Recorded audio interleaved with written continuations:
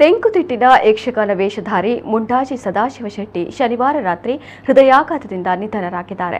ಅವರಿಗೆ 67 ವರ್ಷ ವಯಸ್ಸಾಗಿತ್ತು. ಕಟೀಲು ಮೇಳದಲ್ಲಿ ಕಳೆದ 20 ವರ್ಷಗಳಿಂದ ವೇಷಧಾರಿಯಾಗಿ 3ನೇ ಮೇಳದ ಪ್ರಬಂಧಕರಾಗಿ ಸೇವೆ ಸಲ್ಲಿಸಿದ್ದರು. ಧರ್ಮಸ್ಥಳ, ಕರ್ನಾಟಕ, ಸಸಿಹಿತ್ಲು ಮೇಳಗಳಲ್ಲಿ ತುಳು ಕನ್ನಡ ಪ್ರಸಂಗಗಳಲ್ಲಿ ಎಲ್ಲಾ ಸ್ವರೂಪದ ಪಾತ್ರಗಳನ್ನು ನಿರ್ವಹಿಸಿದ್ದ ಅವರು ಪುಂಡು, ರಾಜವೇಷ, ನಾಟಕೀಯ ವೇಷಗಳಲ್ಲಿ ತನ್ನದೇ ಆದ ಛಾಪು ಹಬ್ಬಿದ್ದರು. ಹೃದಯ ಸಂಬಂಧಿ ಅನಾರೋಗ್ಯ ನಿಮಿತ್ತ ಕೆಲ ದಿನಗಳ ಹಿಂದಷ್ಟೇ ಅವರು ಆಂಜಿಯೋಪ್ಲಾಸ್ಟಿ ಚಿಕಿತ್ಸೆ ಪಡೆದು ಚೇತರಿಸಿಕೊಂಡು ಮನೆಗೆ ವಾಪಸ್ಸಾಗಿದ್ದರು ಎಂದು ತಿಳಿದು ಬಂದಿದೆ. ಅವರು ಪತ್ನಿ, 2 ಪುತ್ರರು, ಓರ್ವ ಪುತ್ರಿಯನ್ನ ಅಗಲಿದ್ದಾರೆ.